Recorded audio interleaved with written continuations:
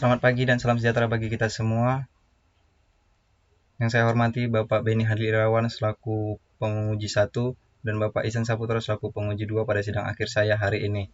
Izinkan saya Miduk Parudena Baban dengan NIM 3411801004 untuk mempresentasikan laporan akhir studi saya yang berjudul Analisis Proses Penentuan Kelayakan dan Pengamanan Penggunaan Overhead Crane menggunakan metode pemeriksaan dan pengujian teknis K3, yang mana pembimbing utama saya adalah Ibu Anissa Fiona dan pembimbing pendamping Bapak Budi Baharudin.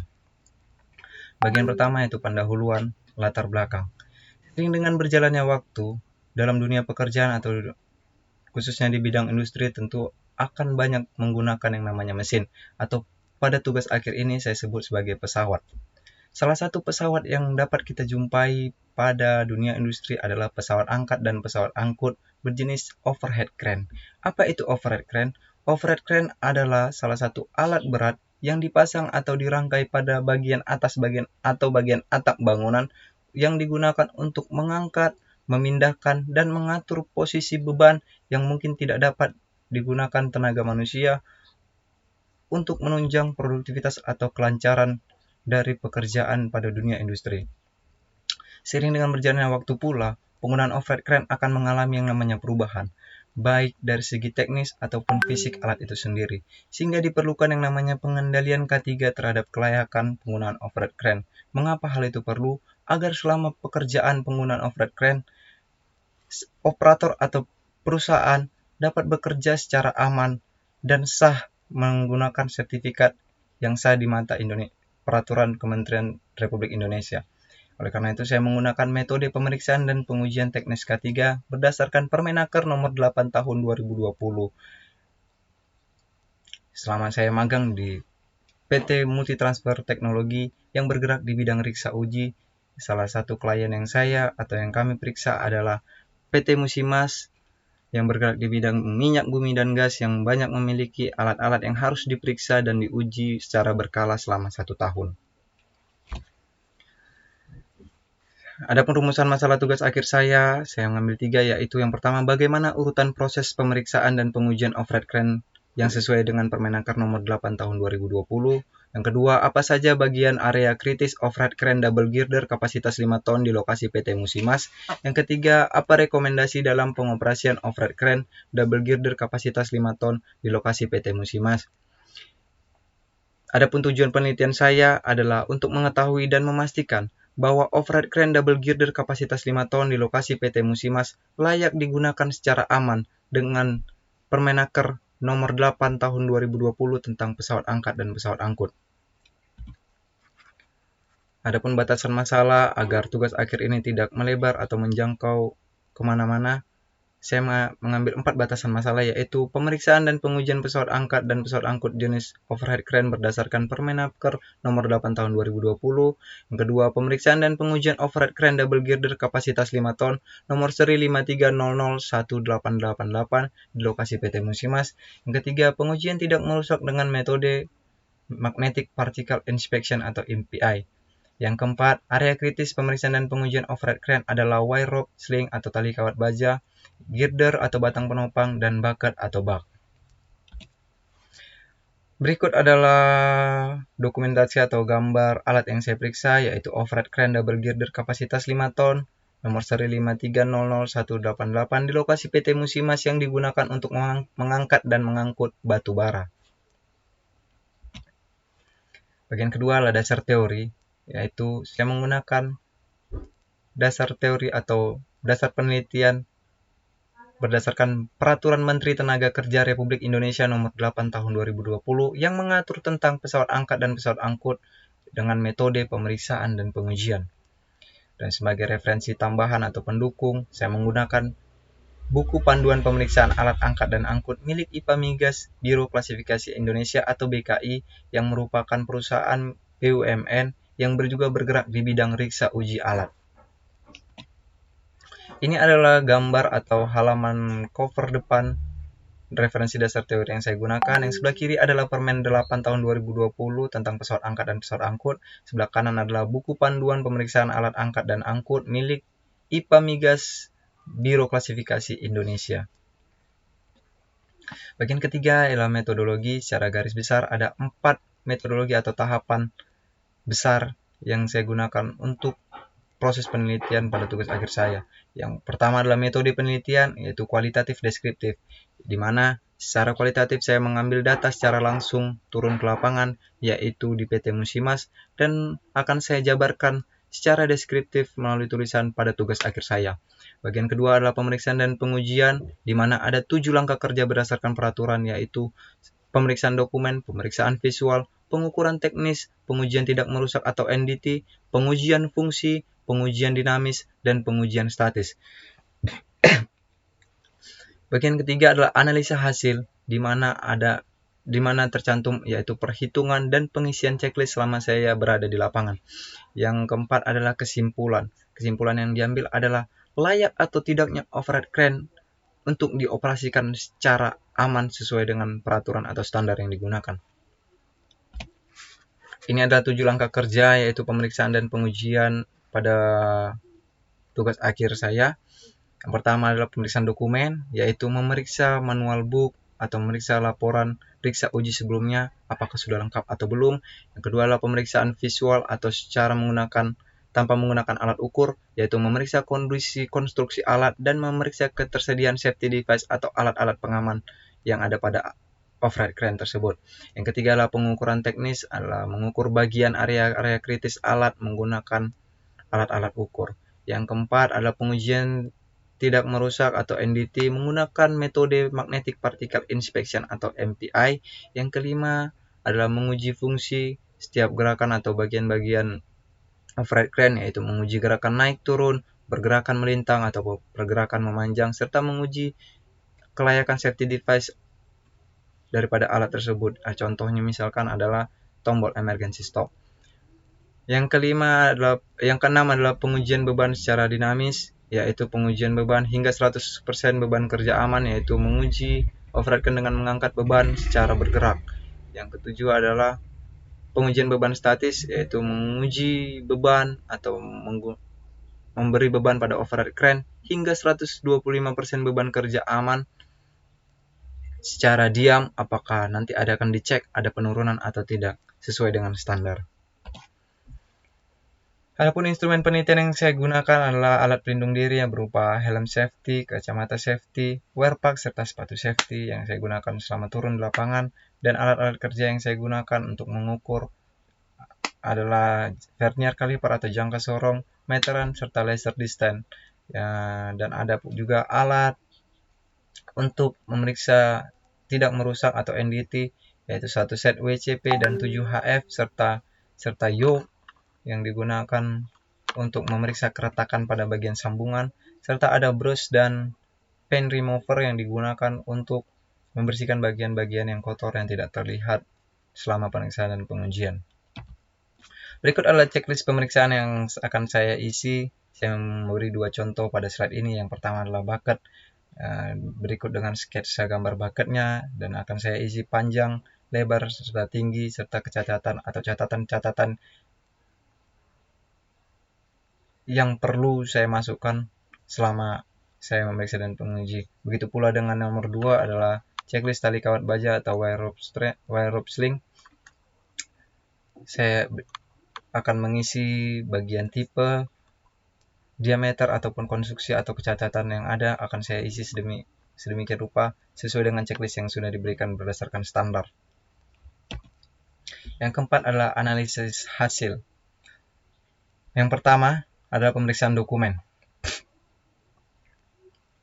Berdasarkan Permenaker nomor 8 tahun 2020 pasal ke-5 poin ke-4 dan SOP PT Multitransfer Teknologi, hal yang pertama yang diperiksa dalam pemeriksaan dokumen adalah mengumpulkan yang namanya yang pertama manual book, sertifikat pemeriksaan berkala, dan petunjuk teknis penggunaan dan pemeliharaan.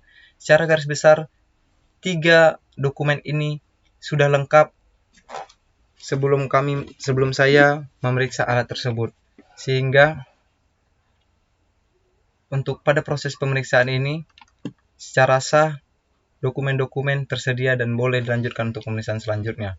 Adapun data-data umum yang hanya boleh saya sebarluaskan adalah hanya 7 ini, yaitu berikut garis besarnya, yaitu pemilik yaitu PT Musimas, jenis alat overhead crane, pabrik pembuat M. Hydimek, model tipe double girder dengan nomor seri 530188 dan tahun pembuatan 2019 serta kapasitas 5 ton. Untuk yang lainnya seperti data-data manual book yang lebih jelasnya saya belum bisa menampilkan karena tidak mendapatkan izin. Yang kedua adalah pemeriksaan visual. Komponen yang saya periksa berdasarkan Permenaker nomor 8 tahun 2020 adalah berupa safety device atau alat pengaman yang berada pada pasal 1.12 dan pasal 17.3 sampai 6, yaitu plat nama pasal 17 ayat 1 sampai 2 serta wire rope pasal 33 poin yang ketiga, di mana masing-masing daripada komponen-komponen yang saya periksa semua tersedia dan secara visual semua terlihat baik. Contohnya adalah emergency stop yang berwarna merah dan dekat dengan posisi operator sesuai dengan standar pada pasal 1.12. Nameplate yang berisi tentang data-data umum atau data teknis daripada alat tersebut juga tersedia dan masih jelas terbaca, serta wire rope yang masih dalam kondisi baik, tidak bengkok, tidak ada yang putus dan tidak ada yang patah dan masih berjumlah 4 sama seperti tahun sebelumnya. Itu juga masih sesuai dengan standar ada pada pasal 33 poin yang ketiga. Sehingga pada pemeriksaan visual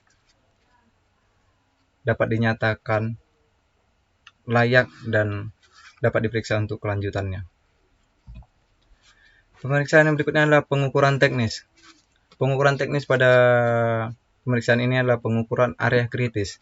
Berdasarkan Permenaker nomor 8 tahun 2020, pasal ke-7 poin yang kedua yaitu wire rope sling atau tali kawat baja, girder atau batang penyangga, dan bakat atau bak.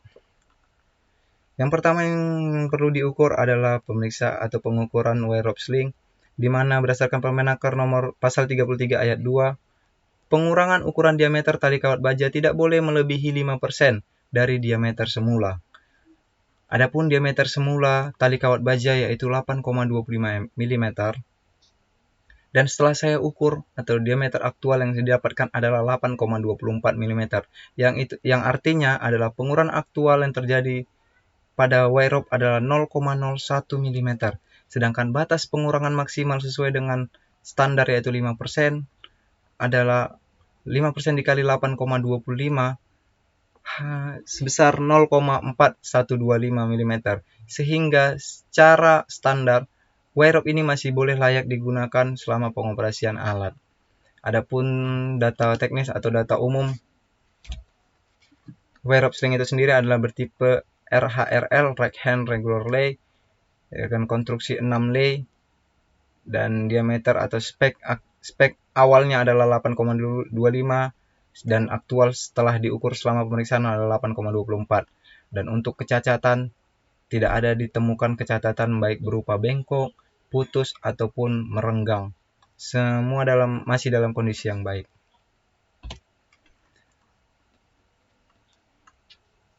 Sesuai dengan Permenaker pasal ke-7 ayat poin kedua tadi juga, saya memeriksa atau saya naik pada bagian atas yang berupa girder dan untuk mengukur panjangnya serta mengukur bagian bakat sehingga ditemukan atau dapatlah data yaitu panjang span atau panjang girder sebesar 21.500 mm dengan tinggi 11.690 mm dan jarak antar girder 4.500 mm. Kecacatan selama saya periksa tidak ada ditemukan kecacatan, masih dalam keadaan yang baik, tidak ada bengkokan atau tidak ada bagian yang rusak baik berupa berkarat ataupun retak ataupun patah misalkan begitu. Bagian bakat yang saya ukur adalah tinggi sebesar 1600 mm, panjang 1090 mm dan lebar 850 meter. Untuk kecacatan tidak ada ditemukan kecacatan. Bagian keempat yaitu pengujian tidak merusak atau NDT. Pengujian ini berdasarkan Permenaker nomor 8 tahun 2020 pasal 176 poin yang ketiga dan SOP PT Multi Transfer Teknologi. Pengujian tidak merusak menggunakan metode magnetic particle inspection pada bagian bakat overhead crane. untuk memeriksa adanya cacat atau keretakan pada bagian atau pada area sambungan atau las pin bucket. Ya, jadi pada pemeriksaan uji atau pengujian ini saya memeriksa pada bagian pin ya. Bagian pinnya adalah bagian yang disambung menggunakan las-lasan, yang mana bagian ini adalah bagian yang banyak bergerak, membuka, menutup, sehingga perlu diperiksa apakah bagian sambungan itu masih layak atau ada ditemukan keretakan.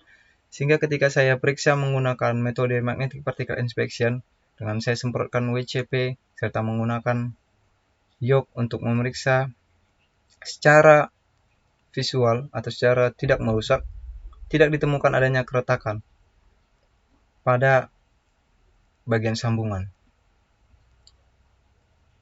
Mengapa saya bisa katakan itu? Karena semua atau bagian permukaan pada bagian lasan yang setelah saya periksa itu semua masih berwarna putih. Karena jika ada suatu keretakan, akan terjadi gumpalan atau partikel besi yang mengumpul, yang menunjukkan bahwa itu ada satu keretakan. Sehingga jika itu ditemukan, maka itu akan langsung di-reject atau akan dilas ulang untuk diperbaiki oleh perusahaan. Tetapi pada pengujian kali ini tidak ada ditemukan kerusakan pada kondisi bucket dan dapat dinyatakan bahwa bucket dalam kondisi yang baik tanpa adanya cacat sesuai dengan peraturan. Yang kelima adalah pengujian fungsi. Pengujian ini berdasarkan Permenaker nomor 8 tahun 2020 pasal 176 poin yang ketiga dan SOP serta checklist PT Multi Transfer Teknologi.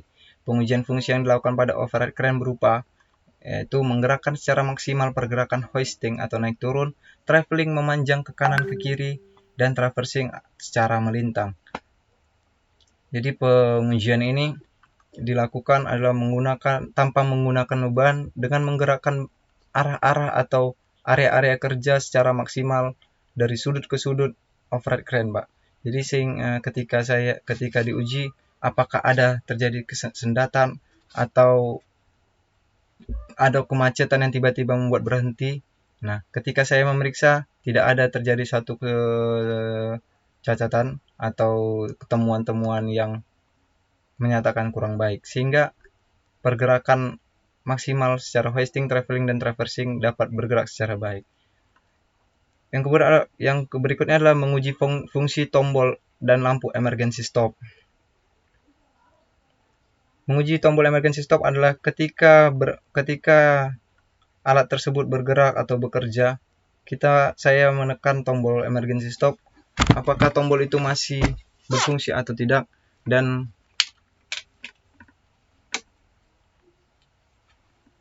hasilnya adalah tombol emergency stop dapat bergerak, serta menguji brake system atau penghentian atau rem, serta safety device pengaman di setiap sudut-sudut overhead crane. Hasilnya adalah semua dapat berfungsi secara baik traveling, traversing, hoisting atau angkat, safety device, brake switch, dan brake locking device. Ini berikut adalah checklist pengujian fungsi yang saya isi selama saya di lapangan. Dari pengujian fungsi yang dilakukan terhadap overhead crane dapat dinyatakan overhead crane berfungsi secara baik. Yang keenam adalah pengujian beban secara dinamis. Pengujian ini dilakukan bertahap hingga 100% beban kerja aman. Berdasarkan Permenaker nomor 8 tahun 2020 pasal 176 ayat 3 poin F dan SOP serta checklist PT Multi Transfer Teknologi, pengujian beban dinamis overhead crane dilakukan untuk mengetahui overhead crane dapat mengangkat dan memindahkan beban sesuai dengan arah angkatnya. Berdasarkan peraturan pasal 176 ayat 3 poin F tadi, Pak, pengujian harus dilakukan secara bertahap hingga 100% beban kerja aman. Jadi ketika pengujian dilakukan secara tiga tahap, yaitu menguji 50%, 75% dan 100% dari beban kerja aman. Beban kerja aman yang dipakai di sini adalah 3 ton. Mengapa 3 ton? Karena berat bucket dan daya tampung bucket yang dapat ditampung maksimal oleh bucket adalah hanya 3 ton. Sehingga masing-masing dari pengujian dilakukan secara bertahap, baik 50% yaitu 1,5 ton, diuji secara hoist, traversing, dan traveling berjalan dengan baik dan memenuhi syarat. Pada pengujian kedua yaitu 75% sebesar 2,25 ton, baik secara traversing dan traveling bergerak memenuhi syarat. Dan pengujian yang ketiga yaitu pengujian 100% beban kerja aman yaitu sebesar 3 ton, baik dan dapat bergerak secara aman memenuhi syarat. Dari pengujian beban dinamis yang dilakukan terhadap override crane dapat dinyatakan override crane bekerja secara baik dan aman. Yang ketujuh adalah pengujian beban statis. Pengujian ini dilakukan bertahap hingga 125% beban kerja aman, sesuai dengan peraturan Permenaker nomor 8 tahun 2020 pasal 176 ayat yang ketiga poin G dan SOP serta checklist PT Multi Transfer Teknologi. Pengujian beban statis override crane dilakukan untuk mengetahui override crane dapat mengangkat beban hingga beban kerja aman yang diizinkan.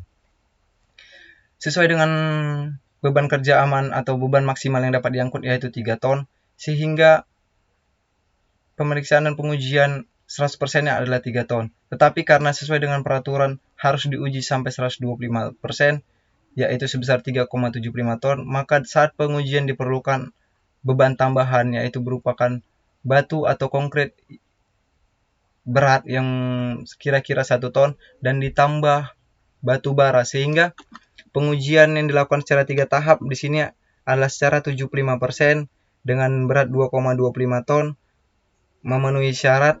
Tahap yang kedua ada menguji 100% sebesar 3 ton memenuhi syarat, serta tahap yang ketiga 125% 3,75 ton memenuhi syarat. Pengujian beban statis ini hanya menggunakan pergerakan naik atau hoist karena hanya diam dan dibiarkan selama 5 menit dan dilihat apakah ada kondisi yang salah saat pengujian beban. Jika kondisi ada yang salah, pasti nanti akan ada bunyi dari emergensi dari lampu emergensi atau suara sirine dari override crane tersebut. Dari pengujian beban statis 125% ini nantinya juga akan diukur defleksi atau lendutan yang terjadi pada batang penyangga atau girder. Pada saat pengukuran atau pengujian beban 125%, yaitu 3,75 ton, girder mengalami defleksi diukur sebesar 3 mm, yang mana tinggi awal girder sebelum diberi beban adalah 11.690 mm, dan setelah diberi beban atau diuji sebesar 3,75, girder mengalami penurunan atau defleksi sebesar 11.687 mm.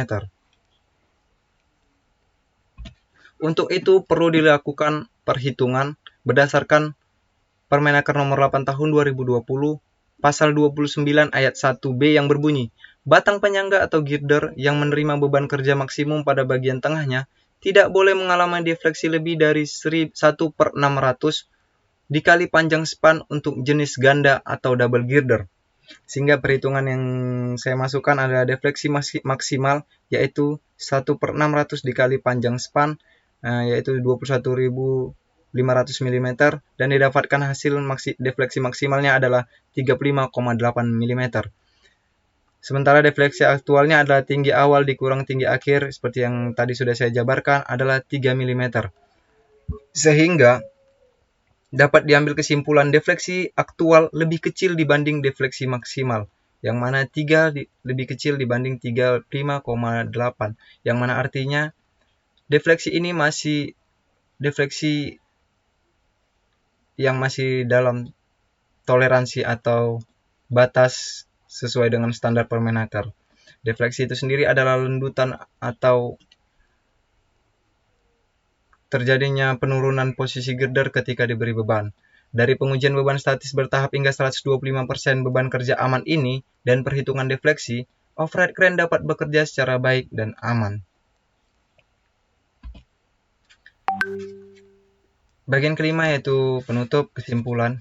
Berdasarkan pemeriksaan dan pengujian override crane double girder kapasitas 5 ton di lokasi PT Musimas yang sudah dilakukan, tidak terdapat temuan kerusakan ataupun masalah pada alat. Setiap bagian-bagian alat dapat berfungsi secara baik dan aman, khususnya pada area kritis yang menerima beban. Beban maksimal yang dapat diangkat oleh override crane double girder adalah sebesar 3 ton dengan bakat memperhatikan frekuensi dan standar yang berlaku, sehingga dapat disimpulkan bahwa alat tersebut dalam kondisi baik dan memenuhi persyaratan K3 dengan mengacu pada Permenaker Nomor 8 Tahun 2020 tentang pesawat angkat dan pesawat angkut. Adapun daftar pustaka yang saya ambil sebagai referensi untuk tugas akhir saya adalah yang pertama Menteri Ketenagakerjaan Republik Indonesia tahun 2020, yaitu Peraturan Menteri Ketenagakerjaan Republik Indonesia Nomor 8 Tahun 2020 tentang keselamatan dan kesehatan pesawat angkat pesawat angkut Jakarta. Yang kedua, buku milik Alim Saidi tahun 2011, yaitu buku panduan pemeriksaan alat angkat dan angkut milik BKI atau Biro Klasifikasi Indonesia. Yang ketiga adalah manual book MHD Crane dan Components, yaitu perusahaan yang merangkai atau membuat overhead crane yang saya periksa. Yang keempat adalah ada tugas akhir, yaitu Hazard Identification and Risk Assessment atau HIRA pada proses inspeksi pemeriksaan dan pengujian looping crane di pelabuhan PT Karimun Sembawang Shipyard milik Panji Prajasutra tahun 2019. Yang kelima adalah jurnal analisis struktur pada girder overhead crane SWL 3 ton milik Jeffrey Ansyah dan Ma'ruf tahun 2018. Yang keenam adalah petunjuk teknis pelaksanaan pemeriksaan dan pengujian serta penerbitan pengesahan pemakaian pesawat angkat dan angkut milik Ditjen Pembinaan Pengawasan Ketenagakerjaan tahun 2008, serta laporan pemeriksaan dan pengujian pesawat angkat dan pesawat angkut overhead crane milik PT Multitransfer Teknologi. Demikianlah presentasi laporan akhir studi saya pada pagi hari ini. Terima kasih atas waktu dan kesempatan yang boleh Bapak Beni dan Bapak Isan berikan. Mohon maaf jika ada salah kata atau kekurangan bahasa dalam penyampaian presentasi saya. Biarlah presentasi saya boleh dapat diterima dan dapat dimengerti. Terima kasih.